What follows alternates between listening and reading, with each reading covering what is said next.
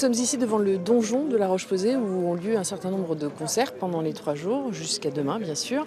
Mais nous, là, aujourd'hui, on a décidé qu'on allait s'intéresser aux bénévoles et à ceux qui accueillent les artistes chez eux pour leur offrir un petit cocon plutôt sympathique entre les concerts.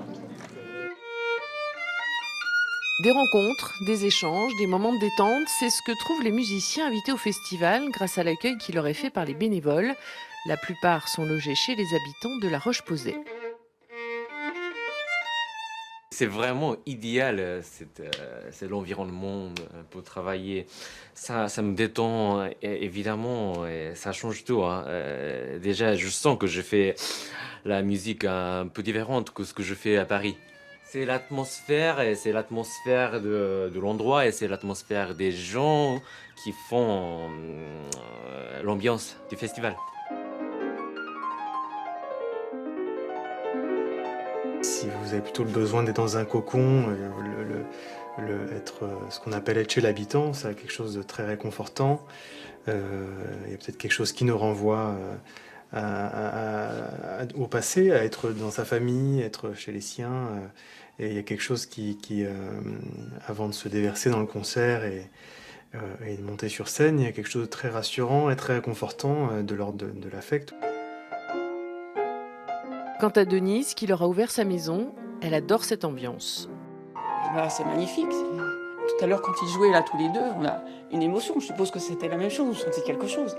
Vous rentrez, chez vous, il y a la musique qui sort par les fenêtres.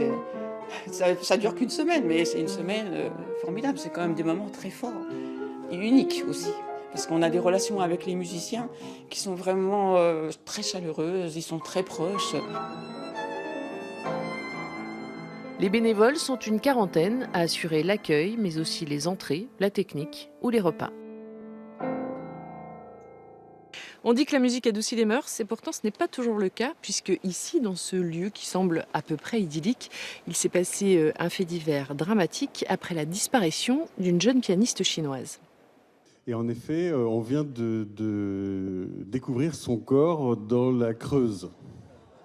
Bah d'accord, ça commence bien, ça va vous faire rire. Il va falloir maintenant découvrir qui a tué cette jeune pianiste. L'idée de proposer une enquête policière est partie du livre de Yann Olivier, ancien directeur d'Universal Musique Classique.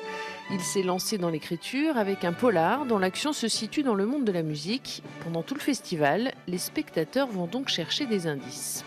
Ça peut être sur les différents lieux, du in ou du off. Ça peut être aussi en parlant avec des musiciens, parce qu'on a mis les musiciens dans la confidence. Chacun a un rôle, alors chacun a un petit rôle, et tout s'additionnant, ça va faire une histoire qu'on espère amusante.